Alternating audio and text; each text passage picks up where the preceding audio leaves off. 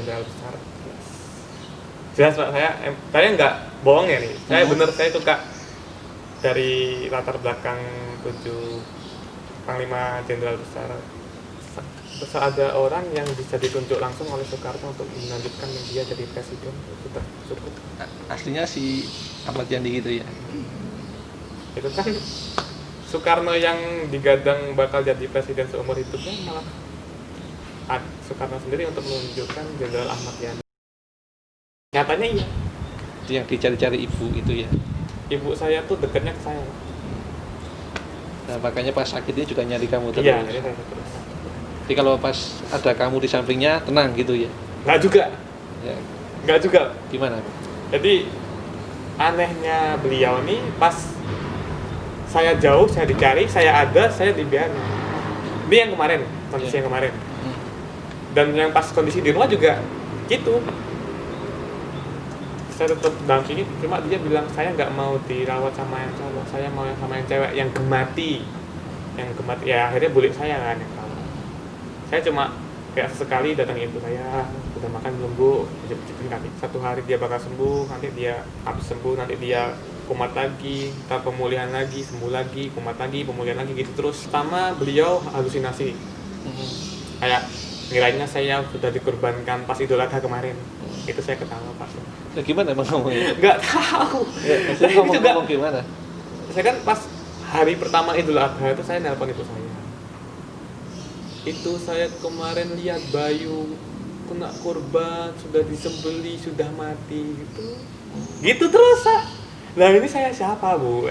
Kayak ini saya siapa ini? Enggak, kamu bukan Bayu gitu terus, Pak. Terus berhalusinasi dia pengen mati, dia pengen mati, aku pengen mati aja biar tenang di sana gitu. Pak, tapi ya Pak ya, ada yang lebih parah Pak. Apa itu? Ada yang lebih parah loh. Jadi gimana? Jadi dulu ya, dari dibandingkan sama zaman saya yang sekarang, zaman dulu saya SMP lebih parah Pak. Dan di pondok itu saya dibully Pak. 2 tahun. 2 tahun tuh saya pernah, nggak pernah Pak, malah sering, bahkan tiap hari itu pasti ada pembulian. Karena kamu kecil ya? Karena saya kecil, orang kecil. Tangan saya pernah dibakar. Dibakar, jadi korek api dibakar tangan saya.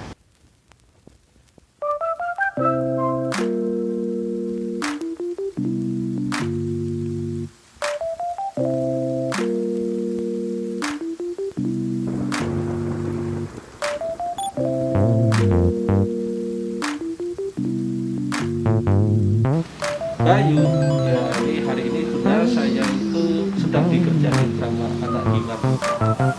Benar, mahasiswa rekan medis. Jadi mereka tuh lagi bikin acara usaha yang namanya kekinian, yaitu bikin galeri. Nah, salah satunya isinya ada podcast. Nah, di podcast ini temanya tentang sisi lain dari mahasiswa. Salah satunya ini saya pakai kaos judulnya Refleksi Hati ya.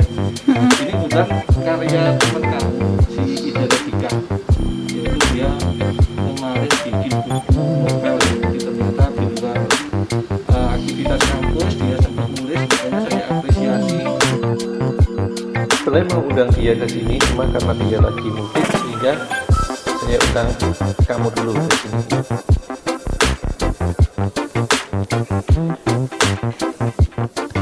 Nah Bayu, kamu tahu nggak kenapa kamu saya undang ke sini? Nggak tahu ya. Jadi saya tuh dengar dari teman-teman kamu tuh hobinya tidur di kelas dulu. Makanya saya panggil kamu, kenapa kok hobinya tidur di kelas gitu. Jadi dari sisi mahasiswa, kira-kira ada apa nih? 3. Bayu Hidayat ya. Ya. Bayu itu asli mana ya Bayu? Saya sebenarnya itu orangnya Jawa, tapi saya aslinya Jambi. Jawa, aslinya Jambi gimana maksudnya? Jadi, orang tua sini asalnya. Jadi orang tua tuh dulu zaman Pak Harto tuh 1980-an itu. Orang tua saya tuh dari ayah sama ibu saya ikut kakek saya merantau ke Jambi. Transmigran gitu ya? Iya, transmigran. Jadi hidupnya di sana terus dari kecil. Jadi kayak buka hutan gitu, malah disediakan Pak. sudah disediakan. Nah, Tapi jadi kamu kayak- ngerasain juga ya ikut pas Ya. baru bangun lahan itu?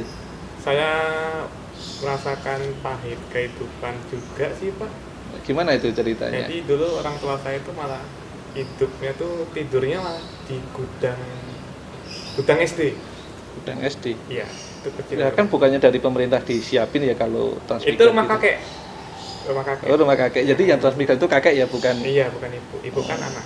Pas ibu sudah nikah sama ayah, punya rumah sendiri itu namanya kompleks cuma untuk nama kompleks terlalu kecil sih Pak. Jatuhnya juga di belakang SD dan itu gudang. Nah, kok bisa seperti itu? Bukannya kalau cerita orang transmigran tuh banyak yang sukses tuh kayaknya malah Awalnya, kaya-kaya gitu dia loh. kan nggak langsung kaya, kayak susah dulu. Saya susah dulu. Emang ibu bapak saya memang lumayan susah. Tapi ya sekarang ya lumayan. Ya kalau orang transmigran itu memang gimana dulu pas bangun transmigran itu? Saya malah jadi cerita Saya belum transmigran lahir ini. kayaknya, Pak. Belum lahir. Belum lahir. Saya belum lahir. Kalau orang tua kerja apa di sana? PNS. PNS. Nah, PNS loh, masa? Iya dulu kan masih susah, PNS masih susah dulu Pak. Belum ada tunjangan dan lain-lain itu masih susah. Di tahun berapa tuh? 2009 baru ini. 2009 baru kemarin. Iya. Jadi saya itu malah dulu di komplek SD. Komplek SD yang lama sama pindah ke komplek SD yang baru, malah lebih bagus yang komplek SD yang baru itu. Terus baru 2009-2010 tuh orang tua saya bangun rumah. Rumah sendiri. PNS di apa tuh Bayu? Kalau orang tua saya tuh guru semua. Guru semua. Bapak dan ibu guru. Nah, guru tuh tunjangannya gede ya, tapi baru di masa SBY atau ke Masa SB. SBY. Oke, terus tadi saya kembali ke pertanyaan ini ya. Kenapa kamu saya panggil ke sini tuh kan karena kamu gara-gara sering tidur itu loh. Bener Pak ya? Iya bener Pak, bener. Jadi itu dulu kan dari zaman SMP saya itu emang suka tidur di kelas.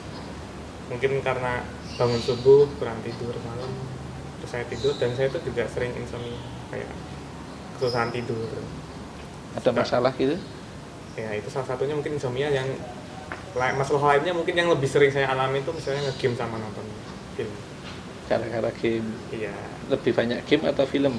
lebih banyak gamenya. Lebih banyak gamenya. Mana game itu saya juga nggak begitu paham, saya itu nggak hobi-hobi banget game. Main Ya. game apa ya?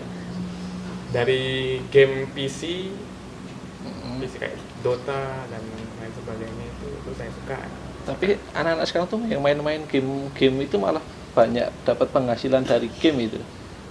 Pernah Ya, juga ngalamin saya gitu? pernah buat konten game namun lebih ke live streaming, kayak nge-game streaming.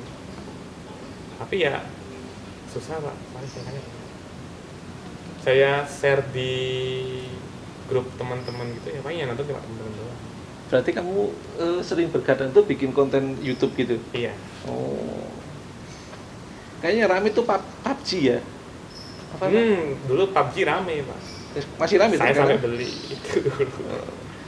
Jadi kamu dari hobi game ini pernah nggak dapat penghasilan gitu? Pernah. Dari apa nih Rugi ya? pernah juga. Dapat duitnya dari apa ini? Jadi sistemnya saya punya akun game itu saya jual. Kayak misalnya saya punya game. Game Jadi apa itu? Ya, saya dulu ada game HP, ada game PC. Dulu kayak yang COC itu ya? Saya itu Enggak ya? bukan COC, ada lagi yang lain. Itu saya kalau di game PC itu zaman closer itu game Megasus itu saya kayak ini udah saya mainkan kira-kira udah bagus saya jual. Mainkan lagi udah bagus saya jual gitu terus siklusnya. Tapi ya nggak seberapa. Paling mahal lain 250. Main game itu karena hobi atau memang Hobi. hobi ya? Kayak memang game tuh kayak saya penat atau saya misalnya saya stres atau banyak pikiran tuh saya main game udah lost. Nah tadi insomnianya karena apa itu? Insomnia karena memang saya mau tidur nih. Itu tuh nggak tahu kenapa kok susah tidurnya. alhasil karena saya nggak bisa tidur tuh ya ngegame itu tadi. Susah tuh misalkan orang nggak ada bahan pikiran apa itu ya tidur aja tuh, atau mungkin gara-gara kebiasaan. Kayak kebiasaan dari ngegame itu juga. Tapi ini masalah itu ada nggak? Nggak ada. Ya? Cuma itu aja. Dari dulu Ada saya nggak? terus aja karena ngegame doang Pak. Oh, Karena cuma- emang Jadi itu dari sering kecil, sering tidur di kelas tuh gara-gara game, Iya. bikin konten YouTube ya. kadang dibikin konten kadang enggak, lebih sering enggaknya. Konten itu saya bikin misalnya ini lagi asik mainnya. Tapi sudah ada monetasi belum dari kontenmu? nggak ada. Nggak ada. Nggak ada. Soalnya tuh saya bikin konten bukan harapan untuk tujuan banyak subscriber terus saya bisa dapat duit. Oh. Karena saya tujuannya cuma satu, bikin fun aja. Kalau saya fun, Tadi ya kamu kan karena sering tidur di kelas, pernah nyesel nggak? nyesel. Nggak pernah. Nggak pernah. Saya orang yang tidak pernah menyesali apa yang saya lakukan. Ngerasa bersalah? Nggak. Nggak juga. Lah kenapa? Emang itu tidur itu nggak asik itu kuliahnya atau gimana? Malah kamu pilih tinggal Capek. Mungkin tinggal karena tidur. saya capek, iya, dan karena bosan iya. Saya nggak nganjurkan buat yang nonton untuk mengikuti saya ya Pak. Tapi yang saya rasakan, saya capek dan juga bosan. Saya tipikal orang yang nggak mau ngerepotin diri sendiri. Kalau saya capek ya udah tidur aja. Tapi nggak ketinggalan tuh kuliah. Ada PPT, Pakai PPT cukup. cukup. IPK berapa Bayu? 354, 35, 3,5 ya? 35. Ya Kumlot 35 ya. lah. Ya ternyata ya sembotol lah kalau orang Jawa bilang ya sembotol. Iya. Meskipun kamu tidur, tapi ternyata kamu bisa mengikuti tanpa melihat dosen ya berarti ya kalau Mengikuti tanpa melihat dosen. ya maksudnya kan kamu kan nggak dengerin dosen, Iya. nggak ngikutin dosen, tapi kamu kan bisa mengikuti kuliahnya. Tapi saya Dengan kadang kalau di kuliah itu saya udah dapat intinya, misalnya materinya tentang manajemen mutu gitu. Saya sudah merhatikan dan saya dapat intinya, udah saya tidur. Kalau saya dikiranya mata kuliah itu susah, saya perhatikan dulu. Ini ngomongin apa sih? Saya mudeng seberapa? Misalnya itu terlalu susah dan saya udah ngantuk, ya udah saya tidur. Dan kalau itu saya udah tahu duluan, saya udah dapat intinya, ya saya tidur juga. Pada akhirnya juga intinya ya bakalan tidur. Jadi cukup tahu intinya, tinggal tidur udah dapat gitu ya. Berarti sebenarnya kamu cerdas juga ya. Ya nggak tahu sih Pak. Kalau Bapak bilang itu cerdas ya Pak, ya saya anggap pujian. Oh, siap. Dan saya coba. juga dulu pas semester 1 juga pernah gini Pak. Jadi pas mata kuliah KKPMD itu kan karena ada konflik sedikit dari kelas A dan kelas B. Saya pernah berpikiran untuk memberikan pertanyaan sulit. Jadi mereka presentasi, saya dapat intinya, saya kasih pertanyaan sulit. Pertanyaan apa itu? Ya apa aja. Saya ada pertanyaannya mengenai HAM. Saya sangkut pautkan sama pelanggaran HAM yang ada di dunia. Apa aja dari Israel Palestina yang di India. Jadi kamu sebenarnya belajar di luar rekam medis banyak ya Bayu? Ya Tentang apa lumayan nih? Ya banyak. kemanusiaan, tentang apa sejarah. Sejarah saya suka di Perang Dunia Kedua. Ya Nah, coba diceritakan deh yang kamu tahu tentang sejarah Perang Dunia II. Perang Dunia II itu kan kalau secara teori langsung itu kan Jerman yang menginginkan suatu kekuasaan, bukan Jerman sih, lebih tepatnya Nazi Hitler. Hitler kan menginginkan kekuasaan, jadi dia menyerang Prancis, menyerang Rusia juga. Yang awal yang dari sebelumnya dia menyerang Rusia, dia tuh punya kesepakatan untuk mengambil Polandia kalau nggak salah. Ya, Awal-awal Polandia yang Polandia berdua. Jadi satu Polandia tuh dibagi dua oleh Rusia dan Jerman. Itu dulu sempat kerjasama mereka. Tapi kan Jermannya ini pas operasi Barbarossa itu nyerang Rusia 3 juta tentara. Nah, saya di situ juga ngambil Hitler itu orang yang haus kekuasaan. Tetapi saya tidak ngambil sisi negatifnya aja.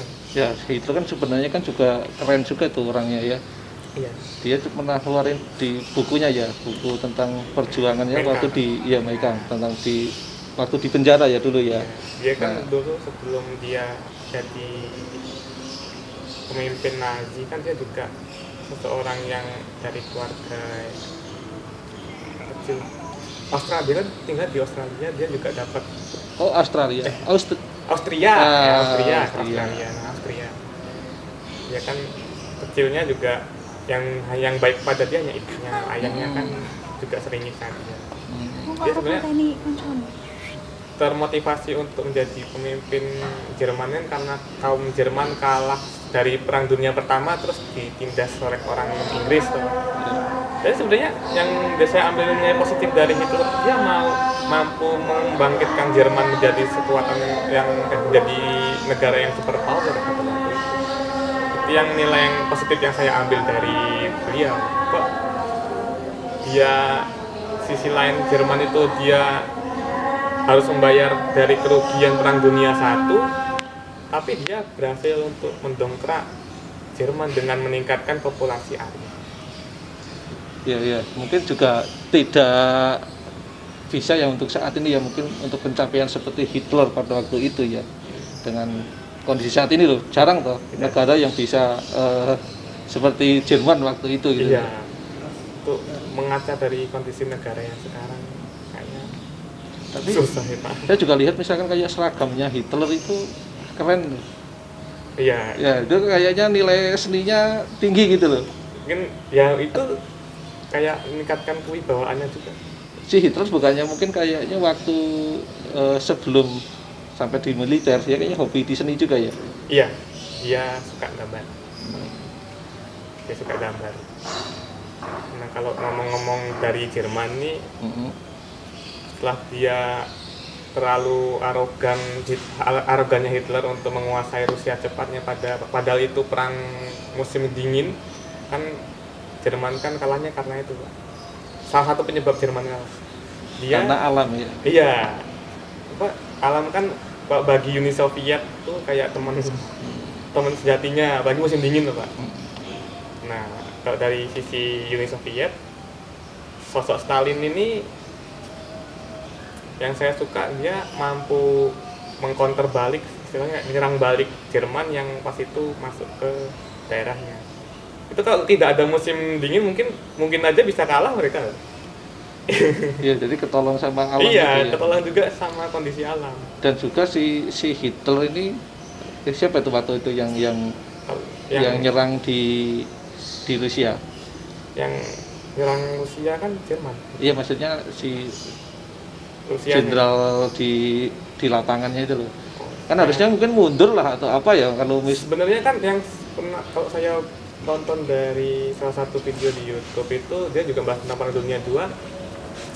Pemimpinan Jerman itu sudah memberitahukan Hitler bahwasannya ketika musim dingin oli akan membeku sehingga kendaraan ada yang tidak bisa digunakan, kuda-kuda yang mati akan dibiarkan di pinggir jalan, serta stok bahan pangan dan baju yang harus tebal juga kan Pak. Nah, tapi Hitler tidak kayak terlalu arogan, nggak mempedulikan itu.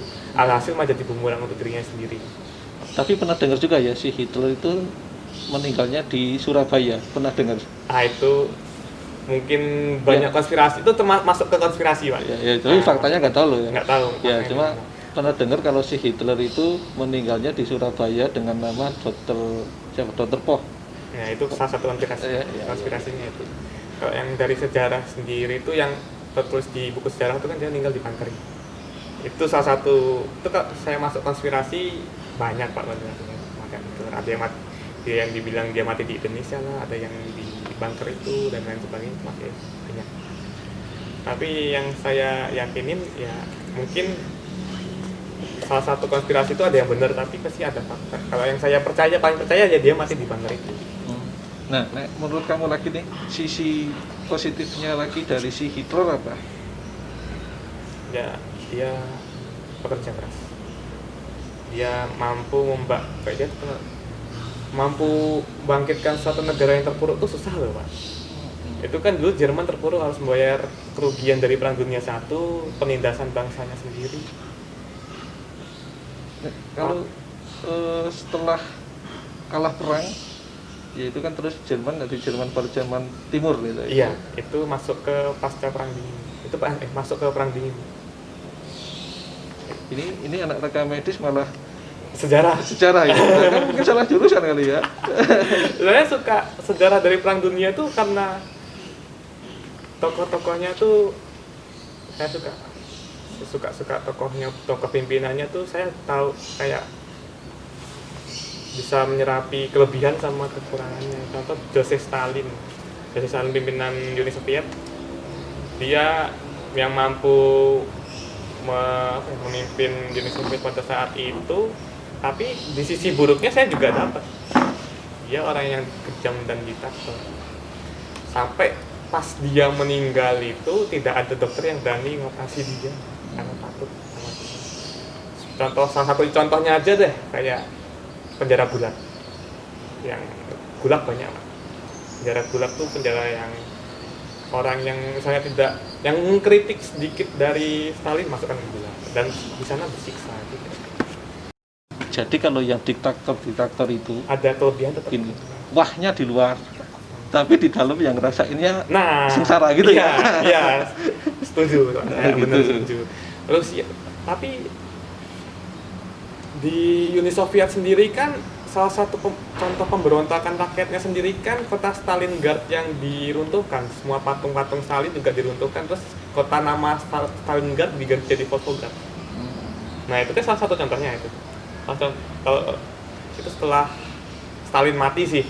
Nah, Stalin mati kan akhirnya kan ada yang namanya tuh proses destalinisasi. Tapi kan Saking kamu ya diktatornya itu. suka tokoh-tokoh nih, sekarang ke Indonesia lagi ya. Nah, Indonesia mungkin Soekarno apa gitu. Tokoh Indonesia ya. Contoh ya jelas Pak Soekarno ya, karena udah memerdekakan negara kita kan. Ya, tokoh lainnya yang 7 Panglima Jenderal besar. Jelas Pak, saya nggak bohong ya nih. Saya bener, saya suka dari latar belakang 7 Panglima Jenderal besar. Dan saya juga tertarik sama ini. Siapa tuh dari 7 itu yang semuanya? Saya tuh masih penasaran apabila kalau kan ini kan dulu kan ada yang pernah saya dengar tuh kan kalau Jenderal Ahmad Yani tidak tidak termasuk dalam proses G30 SPKI itu kan dia jadi presiden. Nah, yang saya sesalkan, yang saya benar-benar buat mati penasaran tuh bagaimana kalau dia tidak meninggal dan bagaimana jika dia jadi presiden. Nah, emang sosok Ahmad Yani yang kamu kenal itu gimana? Bijaksana. Pernah dengar kisah yang gimana itu? Ya, saya cuma memperdalam yang dari G30 SPKI itu. Nah, bijaksananya di mana? Ya, ada orang yang bisa ditunjuk langsung oleh Soekarno untuk melanjutkan dia jadi presiden, itu cukup. Aslinya si Ahmad Yani gitu ya. Itu kan Soekarno yang digadang bakal jadi presiden seumur hidupnya, malah Soekarno sendiri untuk menunjukkan Jenderal Ahmad Yani untuk jadi presiden selanjutnya. Iya. Terus si Soekarno itu juga kalau nggak salah pernah bilang juga gini ya. Mungkin kritikan lah buat orang-orang yang saat ini yang pandai dengan berbagai teori tentang kenegaraan, tentang politik, tentang tata negara, tapi kira-kira itu bisa nggak sih untuk mensejahterakan rakyatnya, membuat rakyatnya bahagia. Jadi tidak usah banyak berteori, banyak ini. Yang penting rakyat itu bahagia dan sejahtera. Nah, kira-kira kalau yang sekarang ini kondisi politik saat ini, orang-orang yang berarti jadi ngomong politik. Iya. Kalau dari saya sendiri tuh gimana Pak ya? Politik itu sesuatu hal yang rumit. Soalnya kan dia tidak untuk satu orang, dia untuk semua orang. Ya kan? Tapi kan untuk sistem negara kita. Ayu, dari Iya. tadi nih nek ngomongin sejarah, ngomongin kisah-kisah perjuangan itu cocoknya tuh sebenarnya ngobrolnya sama Pak Rektor gitu loh. Ya kalau Pak Rektor tuh demen banget. ya kalau saya diundang sih saya datang Pak. Kalau diundang. Pengen ngobrol sama Pak Rektor gitu. Ya kalau Pak Rektornya berkenan, monggo saya Pak.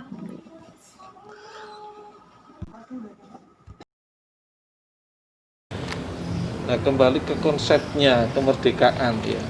Ya. Merdeka itu kan sebenarnya dari bahasa Sanskertanya itu Maha Ardika ya. Ya. Maha itu kan sangat ya, Ardika itu ya sangat bijaksana, sangat kuat dan sangat kaya. Ya. Jadi orang bisa atau negara itu ya bisa disebut merdeka kalau dia kaya ya, jadi punya kekayaan, terus punya kekuatan, terus juga bijaksana. Nggak juga. Nggak juga sih. Gimana?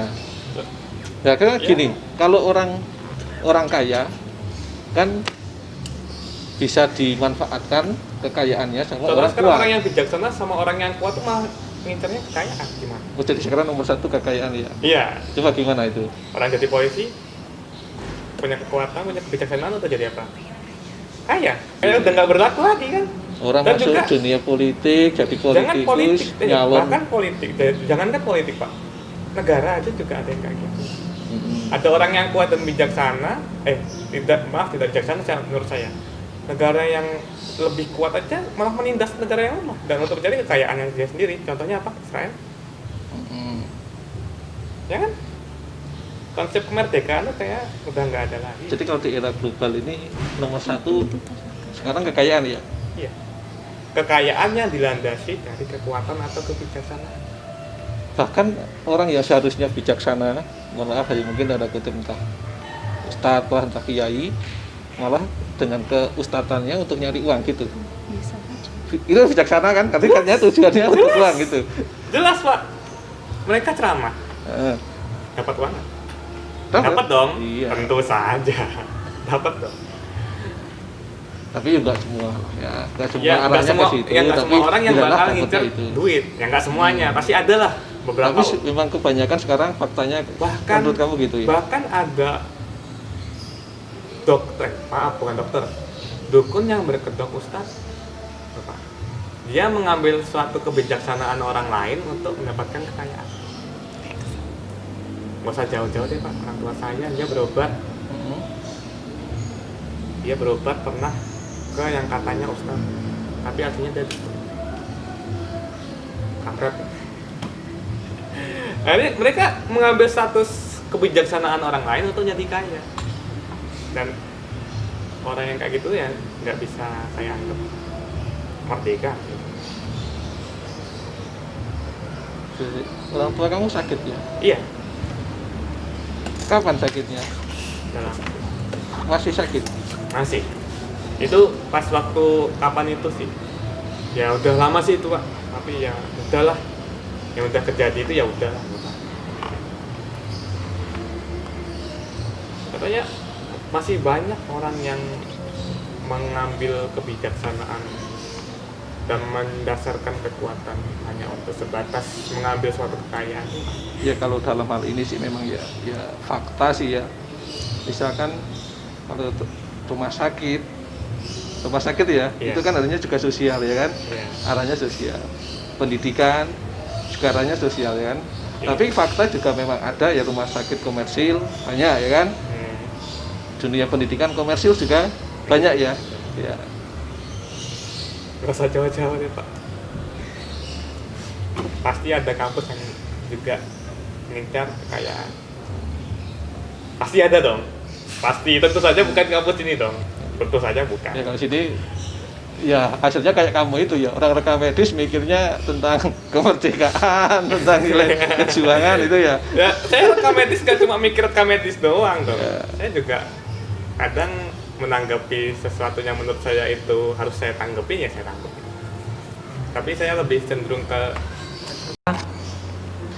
Tadi kan orang tua kamu sakit tuh. ya Nah, kamu juga harus nyelesain KTI toh Iya. di masa-masa ini. Apa itu juga ya penyebab kamu agak telat? Kayak juga kemarin kamu kacau juga. Ini tuh. kayaknya saya tahu bakal jalan kemana deh ini, Pak. Ya, kita ngobrol Iya, gitu iya. nggak jelas lah. Ya. Kemarin kamu kan kacau tuh. sampai Kacau, saya diomongin kacau dosen. dari awal malah, Pak. Kamu ngundang dosen, Iya. dua-duanya sudah kamu undang, Mm-mm. terus kamu Belum. ternyata belum mengajukan Ke PPM. BPM. Iya, jadi Gimana cerita ceritanya? awalnya sih itu kan sejak awal dari corona ini kan kita jadi metode lain tuh kan, Pak. Ya, Di sisi lain orang tua saya juga lagi sakit, yang mana dia tuh kayak membutuhin saya ada di dekat dia, skizofrenia. Jadi saya tuh kayak dicari-cari terus. Jadi saya kayak mau ke Jogja tuh bener-bener susah, karena saya kalau di rumah tuh malah kayak nggak bisa menyentuh laptop sama sekali, itu nggak bisa. Hasil mau nggak mau saya ngomong pelan-pelan ke ayah ibu saya mau balik ke Jogja. Balik, akhirnya diizinin. Dan itu susah, Pak. Sumpah susah banget saya pulang, Pak. Hari pertama tanggal 1 tuh saya pulang, tapi saya dapat SMS dari Sriwijaya. Ini nggak ada penerbangan dari Muara Bungo. Muara Bungo itu daerah saya. Jambi sana. Muara Bungo ke Jakarta itu di cancel karena bandara masih tutup. Alhasil saya langsung saya telepon customer service saya dulu tuh, nggak ada respon. Udah saya ke bandaranya langsung, ternyata tutup dan itu nggak ada penerbangan sama sekali. Alhasil tiket saya hangus. Udah beli, ada bayar ya? Udah bayar. Uang kembali nggak? Hah? Bentuk voucher. Untuk dibalikin. Yang kedua itu Citylink. Itu saya dari rumah saya ke Jambi ke tempat bule saya. Tempat bule saya itu saya naik mobil itu 7 jam sih, Pak, 7-6 jam lah dari rumah saya ke rumah bule saya naik Citylink. Saya lupa tes apa? Rapid test saya lupa dong. Itu saya udah jadi rapid test, tapi itu jadinya 1 hari, Pak. Ini emang rumah sakitnya kapitalis ya. Nggak tahu dong, harusnya kan 15 menit dong. Iya. Ya 15 menit dong hasil itu. Ini dijadikan 1 hari, kalau mau cepat bayar lagi 700.000. Mungkin ramai gitu kali. Iya mungkin rame, tapi kenapa mereka menggunakan sistem kalau mau cepat 700.000? Oh gitu, Nah. ada itunya ya? Ada itunya loh, Pak. Itu bener loh, ada loh itu loh. Ya itu aja, Pak. Habis itu saya dikiranya telat, padahal hari itu saya berangkat nggak ada syaratnya, belum lengkap. Ya udah saya hangus lagi tiketnya. Jadi Dua kali. Dua kali. Iya, 2 kali. 2 kali saya telepon bapak saya sempat marah. Kok kamu kayak gini, kenapa? Ya kan. Jadi saya jelasin pelan-pelan, ini kayak gini. Ya gimana lagi, Pak, udah kejadian. Akhirnya aku masih pengen pulang, Pak. Bapak saya juga nggak, ayo kamu pulang aja, udah, itu enggak. Kayak, udahlah, kamu besok ke Jogja aja. Tapi serah mau pakai pesawat atau mau pakai bis. Saya nggak mau ngerepotin orang tua saya mau pakai bis. Jadi dari Jambi ke sini Bis. habis. Dan itu nunggu lagi, Pak. Nunggu sampai tanggal 8. Jadi saya di rumah bule saya itu sampai tanggal 8 Bule kamu di mana? di Jambi. Udah itu ruginya cuma di tiket Citylink aja sih, sama tiket Sriwijaya itu hangus dua-duanya. Yang dibalikin cuma yang di Sriwijaya, yang di Citylink enggak. Soalnya kan lebih dari 4 jam kan. Sampai pas berangkatnya naik bis itu saya naik bis itu mogok 2 kali. Udah bisa naik, udah bisa pulang naik bis, di jalan mogok 2 kali. Ya dalam arti ya ada beban dari KTI juga ada, ya harus dikerjain besok. Jadi itu KTI nggak sentuh sama sekali ya? Nggak kesentuh sampai saya di Jogja, bener-bener nggak kesentuh. Saya kayak Berapa hari itu berarti? Dari tadi ya pesawat berapa? 2 hari, 3 hari ya tadi ya? Terus seminggu seminggu. saya di Jambi Kota, saya seminggu. KTI saya nggak kesentuh 2 bulan. Terus orang tua sakit. Iya. Orang tua saya sakit, ada beban KTI sama 2 kali saya gagal naik pesawat, nginep di rumah orang, ya udah, saya nggak kerasa sama sekali kayak nyesel kok saya kayak gini, dan nggak lama-lama nyesel, karena moto hidup saya cuma satu, jalan terus ke depan. Saya nggak mau nyeselin apa yang buat saya berat. Pada intinya tuh kan, kalau kamu nyesel kelamaan bakalan kayak apa ya, nggak konsen lagi buat ngerjain apa yang kamu bakal kerjain, jadi tanggung jawabmu bakal hilang. Saya nggak mau selama-lama. Jadi kalau spion itu kan dilihatnya cuma sesekali aja ya. Jadi, Udah sekali aja. iya, kalau selalu lihat spion terus ya nanti juga nabrak ya. Iya, makanya Pak, saya moto hidup saya sekarang ganti, jalan terus ke depan. Ya udah nggak peduli. Saya nggak nangis, saya nggak kayak merasa terbebani, enggak, ya udah loss ya. Nah kalau selama di rumah gitu mungkin bisa ngerjain tuh kali. Enggak bisa. Kenapa? Soalnya pertama saya masih belum tahu, yang kedua saya males, jelas itu males Pak, soalnya saya belum tahu referensinya, belum ada juga kan buku panduannya. Oh iya, tadi juga ngerawat orang tua kamu ya? Ya sama yang ketiga itu ngerawat orang tua. Emang kondisi sakitnya gimana itu? Ya pertama saya selalu cari kayak Bayu mana. Kadang pernah pas saya di Jogja itu, saya dapat telepon karena dari sepupu saya. Di sana saya dengar ibu saya teriak terus nangis nyebut nama saya.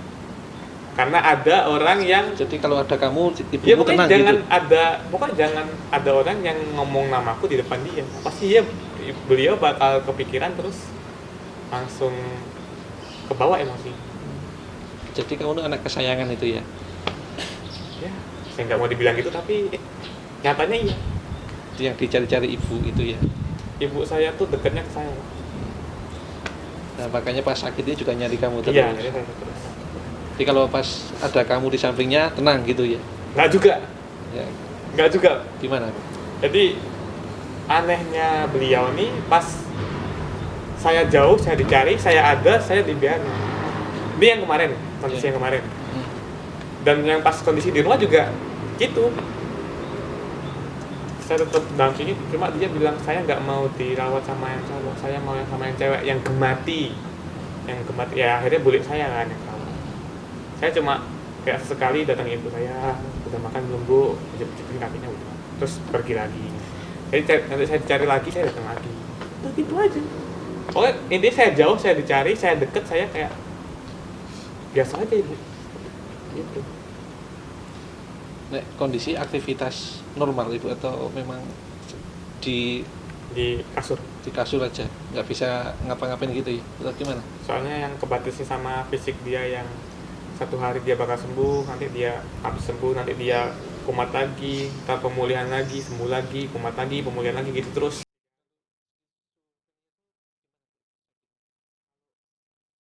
Pertama beliau halusinasi, kayak nilainya saya sudah dikorbankan pas Idul Adha kemarin. Itu saya ketawa pas. Ya gimana emang ngomongnya? Nggak tahu. Ya, maksudnya ngomong gimana?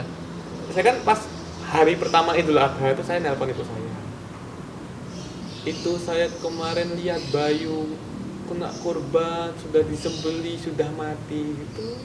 Gitu terus, Lah ini saya siapa, Bu? Kayak ini saya siapa ini? Enggak, kamu bukan Bayu, gitu terus, Pak. Terus berhalusinasi, dia pengen mati, aku pengen mati aja biar tenang di sana gitu. Terus nanti beliau kayak joget-joget sendiri, tangannya juga nggak diem, ya. Prihatin sih. Masih sampai sekarang ya? Sekarang udah enggak. Cuma Mas kayak dia tuh sudah tenang, nggak gerak-gerak gitu lagi. Tapi masih kadang sering nggak nyambung dia jalan. Itu aja. Kondisi sekarang di mana? Di Jambi ibu? Di Batang. Di Batang. Oh malah di sini ya? Enggak. Ya maksudnya di Batang kan nggak di Jambi ya? Oh iya, di Batang. Nah, terus kerja? Ya ditinggalin. Tinggalin ya. Bapak ibu ninggalin kerja. Kan katanya tadi apa PNS ya? Nah, untungnya Pak. Nah, terus bisa cuti gitu atau gimana? ibu cuti ke pasar, kalau ayah izin. Terus kamu juga bolak-balik ke Tiap Padang, minggu saya bolak-balik ya. ada rumah di sini, Di sini kontrakan. ngontrak berarti ya.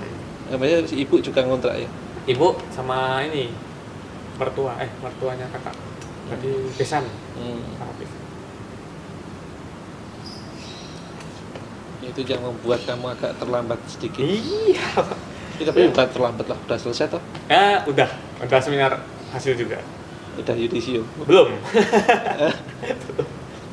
Kayaknya Belum. kamu masuk yudisium bersyarat itu. Iya, Surat saya dikejar. bersyarat Pak. Cuma kan ini pengesahan juga belum Ya dikejar. Sudah saya kejar, cuma kan belum dibales sama Ke siapa? Pak Sis sama Bu Ilmi. Belum dibales. Ya, besok datang ke sini. Izin aja mau datang langsung. Jadi, Iya. nah, jadi kan kisahmu ya Iya. sedih juga ya Bayu ya. Pak, tapi ya Pak ya, ada yang lebih parah Pak. Apa itu? Ada yang lebih parah loh. Jadi Gimana? Jadi dulu ya, dari dibandingkan sama zaman saya yang sekarang, zaman dulu saya SMP lebih parah Pak. Kamu Saya SMP-nya di mana? di pondok, Di Jambi sana. enggak di Jogja. Ya. Berarti kamu dari SMP sudah merantau ya? Saya Jadi mondok dari SMP sampai SMA. oh kamu anak santri ya? Iya, santri. Iya. Oke, coba bagaimana ceritanya Jadi- waktu nyantri? Bayangannya saya dulu kecil banget Pak, 130 cm. Itu saya sendirian pondok. Cuma ada kakak sih, tapi saya mandiri sendirian. Nah, disuruh mondok gitu. Enggak, saya mau sendiri. Lantas kemauan sendiri. Iya, mau sendiri. Saya di pondok, dan di pondok itu saya dibully Pak. 2 tahun. 2 tahun tuh saya nggak pernah Pak, malah sering, bahkan tiap hari itu pasti ada pembulian. Karena kamu kecil ya. Kan saya kecil, orang kecil. Tangan saya pernah dibakar. Jadi korek api dibakar tangan saya. Tapi ya nggak bekas, cuma sampai merah doang sih kalau nggak salah. Cuma merah doang. Terus saya pernah pas lagi tidur di kelas, gitu. Saya tidur di kelas, kaki saya ditungkak, keras banget. Itu saya 1 hari baik jalan pincang. Saya 1 hari itu jalan pincang.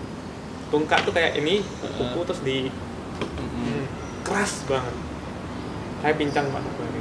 Kayak gini. Bisa Iya. jalan ya. Dan saya pernah lagi tidur lagi nih, kaki saya ditarik sama satu orang ini, ditarik, terus saya dibawa di satu kelas, saya dipukulin di situ.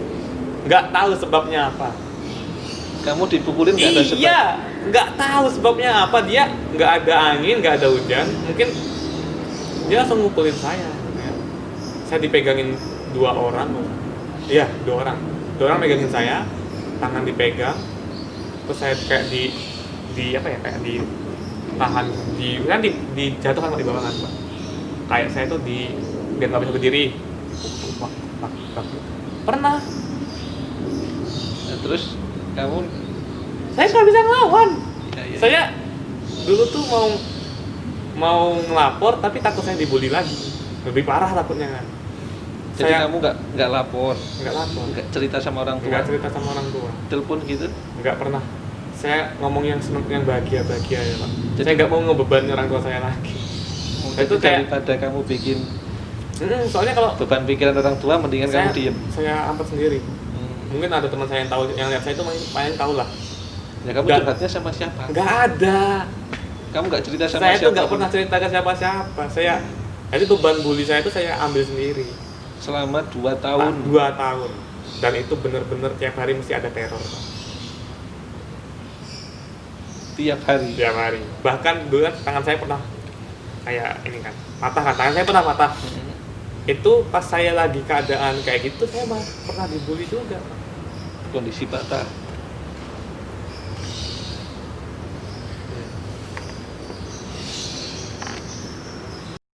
Dan pas saya dibully itu saya nggak pernah cerita sama orang tua, cerita sama temen nggak pernah. Jadi semua beban yang saya alami pas saya dibully itu saya saya ambil sendiri, pendem sendiri. pendam sendiri. Padahal usiamu waktu itu masih berapa? Masih 13 tahun. 13 tahun. Berarti sampai usia 15 tahun itu kamu mengalami pembulian, menahan tekanan batin yang luar biasa, kamu Iya. pendem sendiri.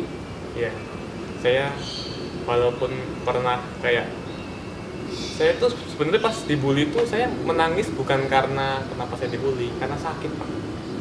Sakit, Pak. Itu sakit kayak dipukulin. Sakit fisiknya Iya, itu. sakit fisik. Saya nggak pernah sakit batin. Kayak kenapa saya dibully, saya ini nangis malam-malam tuh nggak pernah. Saya nggak pernah kayak gitu. Nggak pernah, ngapain, nggak penting Pak. Saya kalau yang menurut saya sakit karena dibully ya fisiknya aja.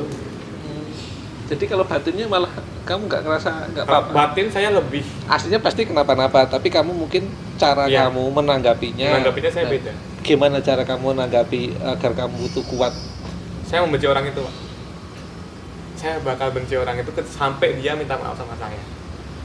Nah itu bukannya tadi malah tambah gondok gitu. Enggak. Katanya ya sebenarnya saya benci ke mereka itu. Jadi semua luapan emosi saya itu bukan keambil ke diri saya sendiri, tapi ke dia yang bully saya. Sampai dia minta maaf, bener-bener minta maaf ke saya bakal maafin dia dan semua beban tuh bakalan hilang. Nah sekarang yang bully kamu dulu Ada yang meninggal? dan belum, Ada. ya ada yang meninggal. Iya. Yang belum minta maaf juga banyak ya kan pastinya. Atau Yang sudah ada yang bahkan minta maaf? Yang fakta unik, bukan fakta unik, siapa sih namanya ya? Jadi faktanya satu orang yang belum minta maaf ini dia malah meninggal. Dan itu bener-bener yang meninggal. Nggak tahu itu karma atau enggak. Yang berarti yang kamu benci ada berapa orang? Banyak dong. Dua orang, Mbak. Yang bully saya itu 2 orang. Yang satu tuh udah pernah minta maaf ke saya karena dia juga pernah nyolong HP saya. Saya dulu pernah bawa HP di pondok kan. Dia nyolong HP saya dan saya maafi semua dosa dia. Selesai. Yang satu orang ini dia nggak pernah ngomong maaf ke saya tuh nggak pernah. Maaf ya selama ini saya pernah bully kamu tuh nggak pernah. Nggak pernah. Ya mungkin malah justru dia nggak ngerasa kalau dia melakukan Kok kamu nggak seperti ngerasa? itu. Kok baru dia nggak ngerasa? Ya mungkin. Harusnya ngerasa tuh. Tapi kalau lihat ini baru, baru. Oh Nggak iya ya mungkin- dulu. nggak mungkin bisa lihat kan udah mati. Lah iya, untungnya sekarang udah Dan meninggal. itu dan dia tuh meninggalnya pas lebaran. Masuk TV Pak. Maksudnya, Masuk TV. kenapa? Itu kan kalau nggak salah itu mobil menabrak warung. Sing di YouTube pasti ada. Dan itu saya nggak tahu pasti atau enggak itu doa saya atau bukan, nggak tahu. Terus kamu puas gitu? Kayaknya saya nggak puas ya. Nggak puas. Saya nggak merasa puas Pak. Jadi kayak orang yang meninggal, oh udah itu aja. Nggak ada, oh dulu nih dia temen aku udah meninggal, nggak kayak gitu Pak. Saya cuma oh doang. Oh ya udah. Ya, tapi kamu sakit hati nggak sih? Hah? Sakit hati nggak sih? Ya dulu jujur iya jelas. Hati kenapa saya nggak salah dibully. Dan kesimpulannya tuh bener-bener kalau doa orang yang terzolim itu bener-bener kekabulkan. Kecuali kalau dia minta maaf ke saya tuh kayak gimana ya? Lu jangan kayak mau ngebully orang lah, karena orang yang dizolimin itu bakal balik ke dia sendiri. Maksudnya tuh bakal nyerang orang yang bully itu. Kalau dia doanya bagus dong. Tapi kalau doa dia jelek gimana? Mungkin saya saya juga ngerasa kalau saya pernah doain dia jelek, Pak. Ya. Iya itu kayaknya saya ngerasa deh. Bener kayaknya saya pernah suatu ketika saya dibully sama dia, saya doakan dia sampai mati. Bener kejadian. Dan itu saya nggak tahu dong, itu kan takdir yang Maha Kuasa, bukan takdir saya. Tapi kamu nggak pernah ngelawan gitu? Enggak, saya pasrah. Pasrah. Saya ngelawan pernah, tapi saya kalah fisik. Tapi ngelawan secara omongan. Enggak. Saya ngelawan Membela diri secara omongan. malah saya dipukulin lagi, malah makin kasar lagi. Oh, Jadi kalau saya diem aja. Dua orang ini, satu ini belum minta maaf, dia meninggal. Dan satu ini dia udah minta maaf, dia masih baik-baik aja. Baik-baik aja maaf. Jadi mungkin doa saya itu hanya berefek kepada satu orang ini. Dan yang satu orang ini dia masih sehat sampai sekarang, satu orang ini udah nggak ada. Dan saya tuh nggak tahu, mungkin itu doa saya dulu kan, karena saya orang yang berzalimi. Tapi yang intinya sama yang sekarang ini kamu nggak nggak ada dendam, nggak ada rasa apapun ya. Enggak. Soalnya gini, mohon maaf lo ya, suara apa ya? Oke. Kami.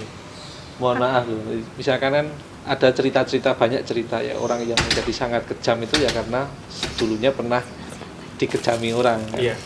Dulu Iya. pernah tersakiti ya, jadi ada yang psikopat lah apalah ya. Nah, gara-gara dulu pernah tersakiti ya. Misalkan kayak cerita di pewayangan misalkan ya, itu Sengkuni itu menjadi orang yang sangat jahat itu ya karena dia punya alasan dulunya pernah menderita, sangat menderita, sampai-sampai Terpaksa. dia harus makan semua saudaranya sama orang tuanya, tinggal dia seorang untuk bertahan hidup. Itu dalam cerita pewayangan. Iya. Sehingga dia berbuat jahat untuk seterusnya. Nah, harapannya mungkin juga Bayu nggak sampai punya rasa dengki. Enggak dong. seperti Enggak itu. dong. Saya orang yang melupakan masa lalu, apalagi yang misalnya itu masalah yang dikiranya udah nggak perlu lagi saya ingat, ya udah cuma jadi pengalaman aja. Jadi semua pengalaman yang saya dibully dan teman saya yang pernah bully saya, ya udah saya maafkan. Sekarang jadi teman mah. Oke, pesannya apa? Pesan saya ya, kalau misalnya kamu punya masalah di masa lalu, ya udah kamu nggak usah terlalu lama larut di dalam masalah itu. Soalnya kan kamu juga perlu jalan hidup kamu sendiri, kayak move forward lah. Jangan terlalu larut dari masa lalu dan cobalah untuk lebih mudah memaafkan orang lain, walaupun dia mempunyai kayak pernah kejam ke kamu dalam waktu yang lama. Ya contohnya saya itu tadi, saya pernah dibully sama 2 tahun dan saya hanya memaafkan dia dalam waktu 1 hari. Dan Udah bener-bener masalah hilang. selesai, udah. ya. Abis itu masalahnya selesai. Dan gak usah larut-larut dan gak usah jadi pikiran juga. Ketika kamu punya masalah sendiri, kalau kamu nggak kuat, ceritakan ke orang lain. Kalau kamu kuat, ya udah, lupain aja. Kamu usia 13 tahun itu sudah berpikir seperti itu ya? Iya. Saya nggak mau, pikiran saya waktu itu, saya nggak mau beban orang tua, saya mau mandiri udah. Jadi saya semua masalah punya- kamu tahan sendiri, Iya. pendam sendiri ya. Iya, jadi saya juga udah sadar dari dulu sih Pak. Soalnya saya punya konsep pikiran yang mandiri, nggak mau ngerepotin orang.